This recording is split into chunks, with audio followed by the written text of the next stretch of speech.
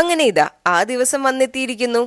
നിങ്ങളും ഞാനും ഒരുപോലെ എക്സൈറ്റഡ് ആയിട്ട് വെയിറ്റ് ചെയ്തിട്ടുള്ള ആ ദിവസം, അതായത് നമ്മുടെ ഫസ്റ്റ് ഗിവ് അവേയുടെ റിസൾട്ട് അനൗൺസ് ചെയ്യുന്ന ദിവസമാണ് ഇന്ന്. ചാനൽ തുടങ്ങിയതിനു ശേഷം ഇതാദ്യമായിട്ടാണ് നമ്മുടെ ചാനലിൽ ഒരു ഗിവ് അവേ നടത്തുന്നത്. അതിൻ്റെതായ ഒരു എക്സൈറ്റ്മെന്റ് എനിക്കുണ്ട്. നമ്മുടെ ഗിവ് അവേ ഗിഫ്റ്റ്സ് ഒക്കെ ഞാൻ ഒന്നുകൂടി നിങ്ങളെ കാണിച്ചതാണ്.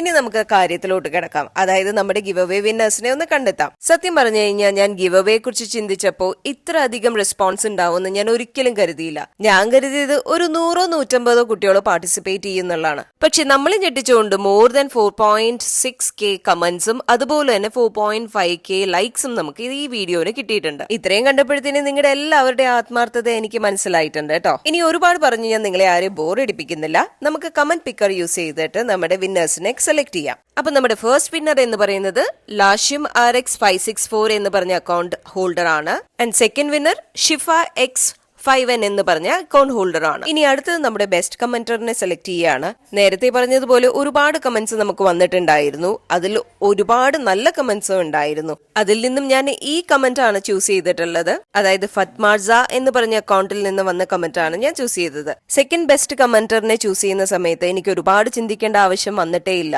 നമ്മുടെ ബെസ്റ്റ് കമന്ററായ നിഹൂസ് ക്രിയേഷൻ ആണ് second winner. So congratulations to all the winners. അപ്പോൾ വിന്നേഴ്സ് എല്ലാവരും ഈ കാണിച്ചിരിക്കുന്ന മെയിൽ ID-ലോട്ടോ അല്ലെങ്കിൽ ഇൻസ്റ്റഗ്രാമിൽ പേഴ്സണൽ മെസ്സേജ് ആയിട്ടോ അയക്കാൻ മറക്കണ്ട. ഇനി ഗിഫ്റ്റ് കിട്ടാത്ത ആൾക്കാർ ആരും വിഷമിക്കണ്ട. ഞാൻ നാട്ടിൽ നിന്നും ഖത്തറിലോട്ട് തിരിച്ചു പോകുന്നതിന് മുന്നേ നമുക്ക് അടുത്തൊരു ഗിവ് അവേ കൂടെ ഉറപ്പായിട്ടും നടത്താം. അപ്പൊ ഒന്നുകൂടെ നിങ്ങൾക്ക് എല്ലാവർക്കും നന്ദി പറഞ്ഞുകൊണ്ട് ഞാൻ നിർത്തുന്നു.